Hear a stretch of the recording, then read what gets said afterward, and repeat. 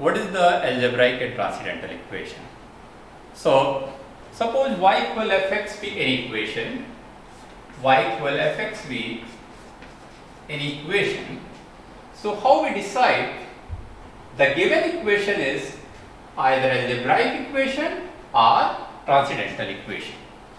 So in a simple language, an algebraic equation is such equation that if we able to write the equation in form of a polynomial. For example, if we write y equal 2x square plus 3x plus 1, then what is the polynomial? Polynomial is a a0 x to power n plus a1 xn minus 1 up to an, provided an does not equal to 0.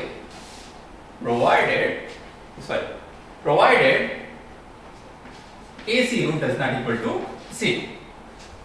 Then this one is a what? This one is a polynomial of a degree n, provided a0 does not equal to 0. So if we compare this one with this one, so what is the value for a0? a0 is a 2, a1 is a 3, a2 is a what? 1. So what is the degree of this polynomial? Degree of this polynomial is a 2. So if we able to write any given equation, means a given equation in form of a polynomial, then this one is called algebraic equation. Otherwise, this one is a transcendental equation. And how we identify the given equation is a transcendental equation? If in any equation there is involvement of a special function, any trigonometric function, for example, sin x, cos x, tan x, or any trigonometric function, or any inverse trigonometric function, sin inverse x, cos inverse x, sec inverse x, or logarithmic function, means exponential function, logarithmic function, or any special type of a function. Then we say that equation is a what? That equation is a transcendental equation. For example, fx equal x minus sin x. There is involvement of a special function. So if there is involvement of a special function, then this equation is called what? This equation is called transcendental equation. Fx equal e to power x. This one is also a transcendental equation. Fx equal sin x minus cos x. This one is also a transcendental equation. So an algebraic equation, if we able to write in terms of a polynomial having a finite number of terms, then equation is called algebraic equation. If equation have any special function, if there is involvement of a special function, then obviously how many number of terms? E to power x, if we expect e to power x, then this one is the what? 1 plus x square upon factorial to how many number of terms? Infinite number of terms. So another way, we also able to say that if we categorize algebraic and transcendental equation, in a transcendental equation, in terms of a polynomial, if we try to express in terms of a polynomial, how many number of terms? There is infinite number of terms. So there is infinite number of terms. Also, there is a difference in terms of a solution. As we know that by the fundamental theorem of algebra, the number of roots of this equation is exactly equal to the degree of that polynomial. What is the degree of this polynomial? Degree of this polynomial is 2. So exactly there is a 2 root. But in case of a transcendental equation, this one is not true, because y equal e to power x, what will happen? In case of a y equal e to power x, this one does not equal to 0 for any value of a x. So what will happen? There is a no any root, no any solution of this equation. But if we write y equal 1 minus e to power x, then at x equal to 0, what will happen? At x equal to 0, this become y equal 1 minus e to power 0, and this become what? This become 1 minus 1, this one equal to 0. So this transcendental equation have a this solution, means x equal to 0 be the one solution. If we write y equal to sine x, then we know that this one intersect the x-axis how many time? Infinite number of a time. So how many number of solution of this one? This one have a infinite solution, and this one have a, this transcendental equation have a what? One solution, and this one transcendental equation have a what? No solution. So in terms of a solution, what is the difference between algebraic and transcendental equation? In algebraic equation, the number of a solution or number of a roots equal to the exactly the degree of that polynomial. Algebraic equation is also known as a polynomial equation. But in case of a transcendental equation, maybe there is a zero solution, maybe there is a finite number of a solution, maybe there is a infinite number of a solution. Graphically, how we find the solution, and what is the meaning of basically graphical solution of an equation? So if we try to plot an equation in an xy coordinate, suppose this one is a y equal fx, so suppose this one is a y equal fx, this one is a y equal fx, this one is a y equal fx, y equal fx, y equal fx. So what is the solution? Obviously the point of intersection with x-axis, this point is a solution. So suppose this one is the origin, and the distance of this one is a what? Distance of this one is alpha. So what is the value at this point? The value at this point is the f of alpha, this one equal to c. So what we say that y equal f of alpha equal to 0. In general, y equal f of x equal to 0. So for such values of x which intersect on x-axis is called what? It's called root of or solution of this algebraic or transcendental equation. Now, so this one is a algebraic and transcendental equation. Now, what is the need of our numerical methods? Why we study in presence of analytical methods? Why we study the numerical methods? Means different methods for finding the solution of algebraic and transcendental equation. So for us, suppose there is a very simple equation.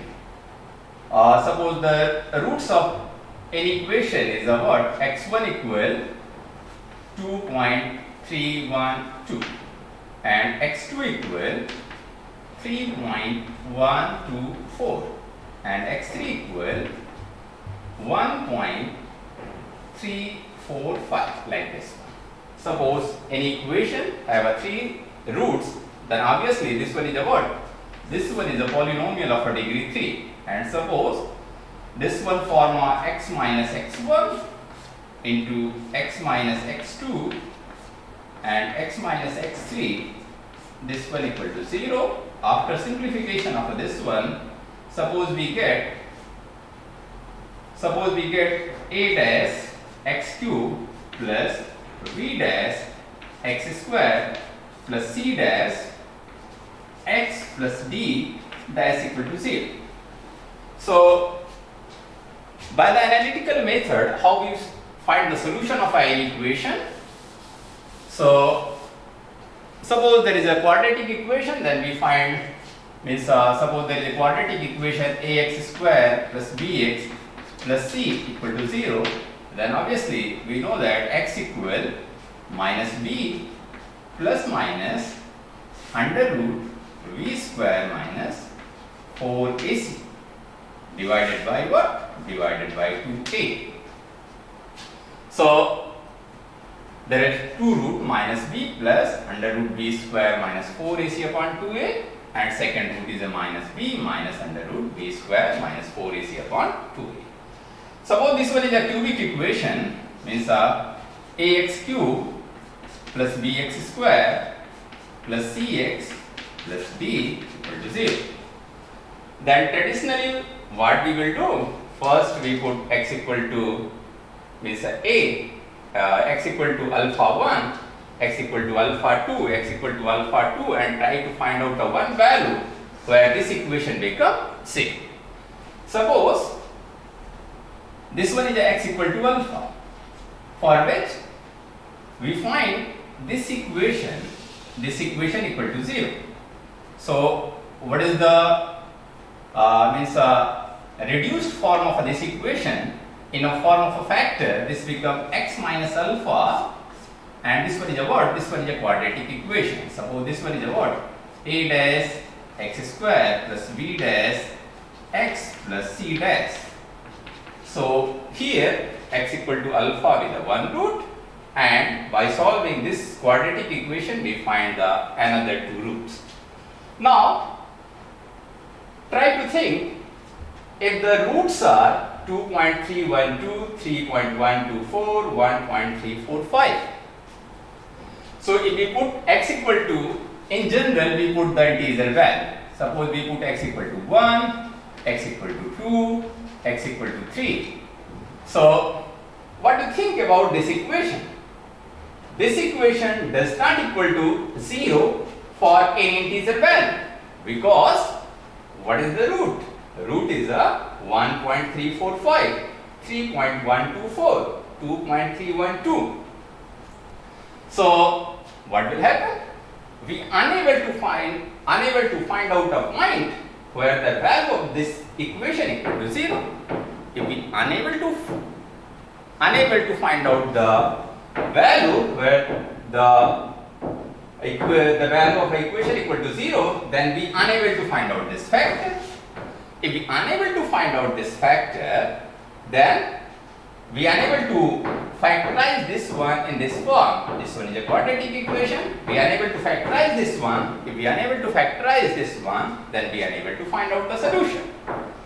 Now, somehow, suppose, so if we try to find out the solution by traditional method. Suppose here we find x1 equal to 1.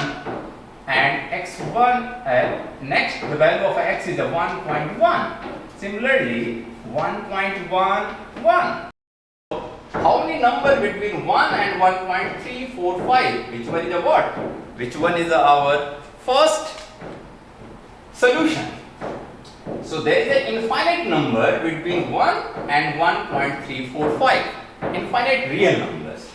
So by hit and trial methods, by traditional analytical method to find out one factor, here we perform this this application infinite number of times.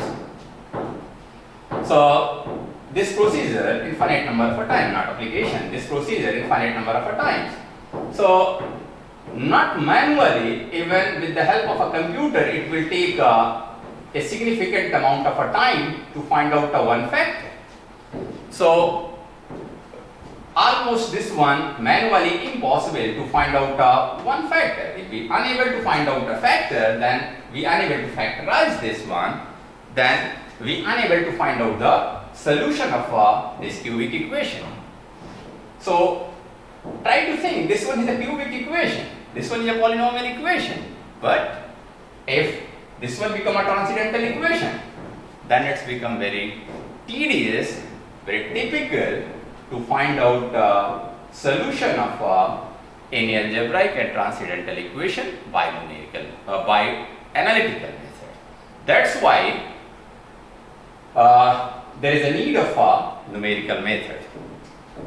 One other reason why we study the numerical methods means a solution of algebraic and transcendental equation by numerical methods means in the era of computers means most of the computer algorithms work numerically, not analytically. What is the meaning of this one? We able to find out the solution of any algebraic and transcendental equation with the help of a computer numerically, not analytically in general.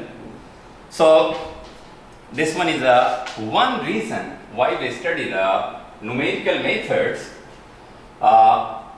solution of algebraic and transcendental equation by numerical methods. Now, if we try to categorize the numerical methods, so now what is our aim? Our aim is to find out this point. Now, how we find this point? So, what are the some mathematical means a technicality means a technical definition? How we find this point? So, if we closely observe this function, so suppose there is a 2 points. Suppose this one is a point A,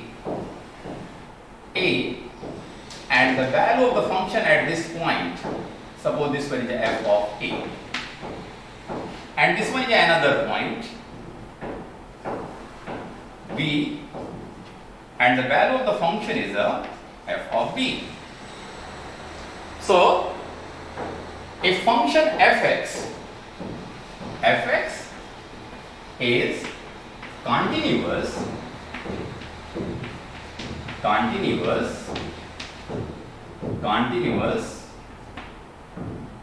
on closed interval A,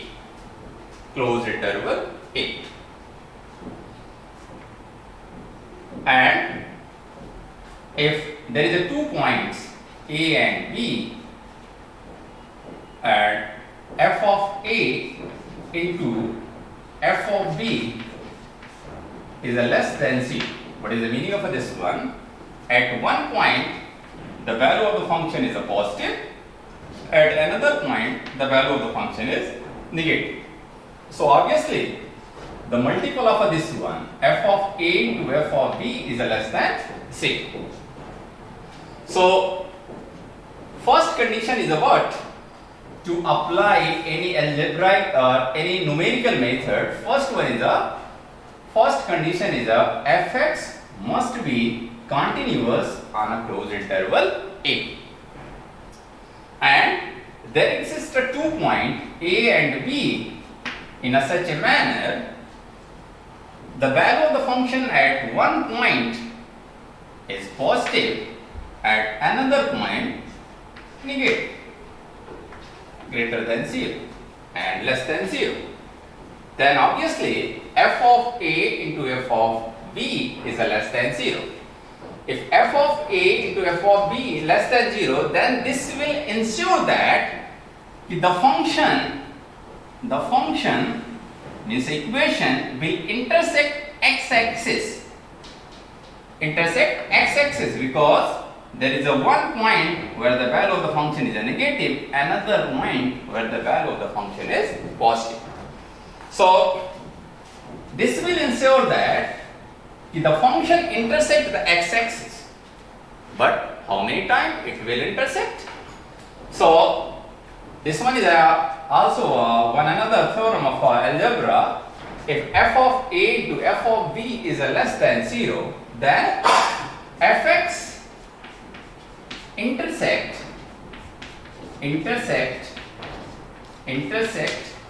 x-axis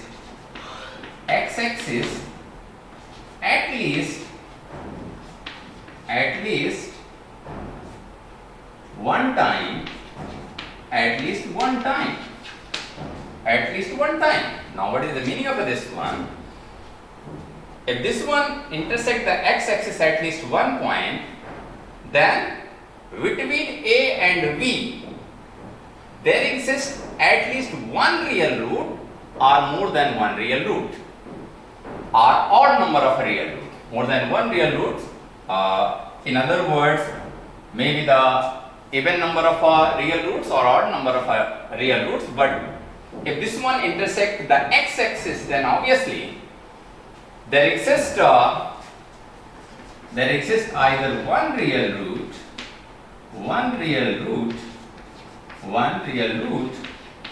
or odd number of a real root, odd number of a real root, odd number of a real root, odd number of a real root. Now what is the meaning of this one, odd number of a real roots? Maybe this one intersects more than one time on x-axis. For example, suppose here we consider this one is a function, this one is a function, this one is a function, and we take one point here and one point here. So at this point, suppose this one is a and this one is a B, this one is a B, this one is a B. So this one is a B. At this point, obviously this one is a less than 0. At this point, this one is a greater than 0. So how many times this function means of y equal fx intersect the x-axis? This one is a one time, this one is a second time, this one is a third time, this one is a fourth time, and this one is a fifth time. So now here, how many number of roots between A and B? There is a 5 roots, because this function y equal fx intersect this one 5 times on a x-axis. So what do you think about this one? If this one is a polynomial of a degree 2, fx equal x square plus 2x plus 1, then how many times this equation intersect the x-axis? Obviously the degree of this one is a 2, so this one intersect 2 times. Similarly, if there is a polynomial of a degree 4, x4 plus 3x square plus 2x plus 1, so this will intersect the x-axis exactly 4 times. Also, there is a possibility there is a concept of a multiple root. Suppose fx equal what? X minus 2 ka whole square. So at one point there exists 2 roots, and what is the point? X equal 2 with the points. X equal 2 with the points where this equation have 2 roots.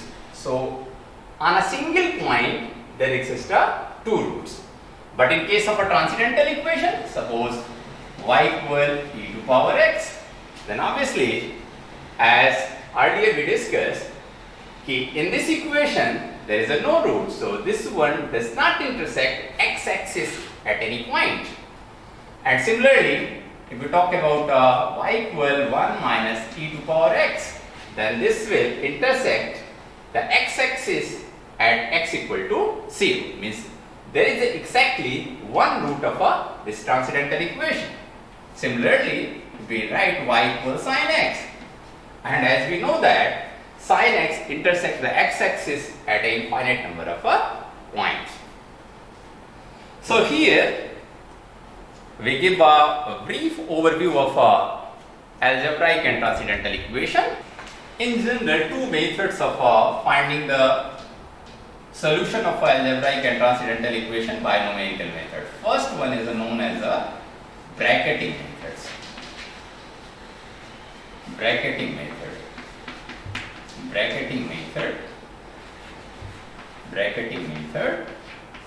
And second one is iterative methods.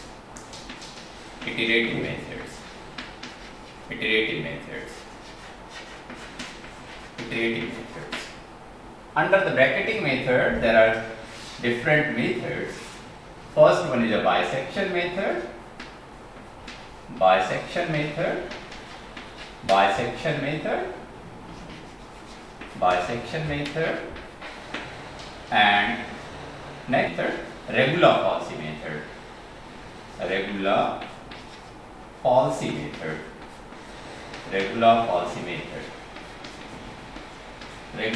method. This one is also known as what? This one is also known as the false position method. False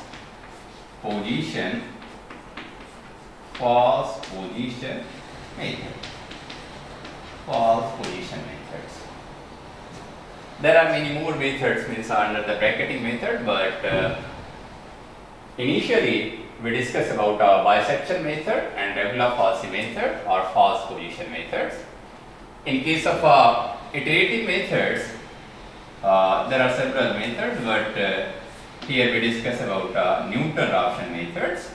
Just we write here means not here. Here we write means there are different methods. First one is a Newton-Raphson method. Newton-Raphson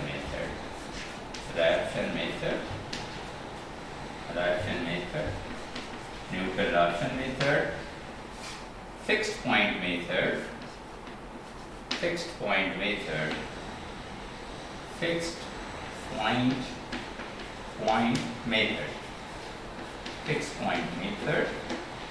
And another one is a secant method.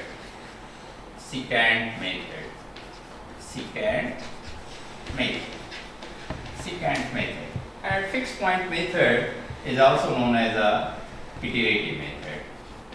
Iterative methods. So there are many more methods. Means these are the methods to find out in general means real roots. Also there are some methods like Lin-Baristow methods, Mueller's methods. Lin-Baristow method is used to find out complex roots. Mueller methods is also means to find out real roots as well as complex roots. So first we try to understand what is the bracketing methods and what is the iterative methods.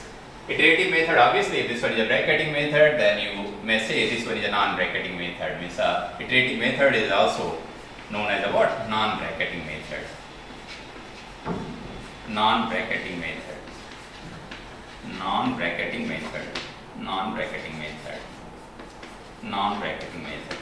Now, what is the meaning of a bracket? So, bracket means we try to find out a lower bound and upper bound. We try to means this one is also a searching method. Means we try to confine our search between two points A and B.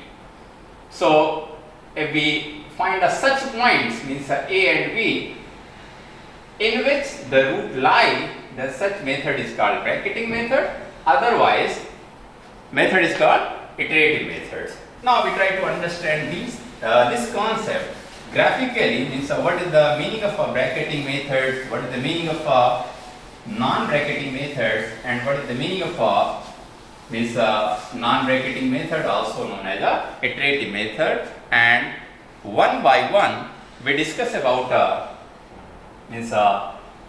bracketing method, means a bisection method. Then we discuss about regular falsy method or false position methods. Then we discuss about Newton-Raphson methods and secant methods, iterative methods.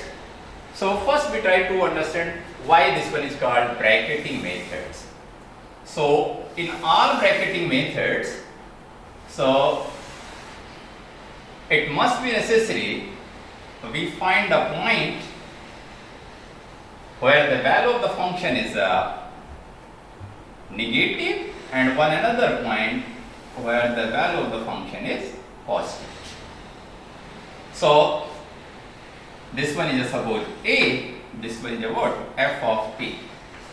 This one is a B, this one is a what? F of B. F of B. Then obviously here this function y equal fx y equal fx, is continuous between a and b, and the value of f of a into f of b is less than c. So here we find the bracket, means this one, this one, this one. So what is the meaning of this one? If we find a bracket, meaning of this one, here such space is from 0 to minus infinite to infinite, because root may be any real number. If root may be any real number, then this may exist from minus infinite to infinite. Means our search area is a what? Our search area is a minus infinite to infinite. Means the root lies between minus infinite to infinite.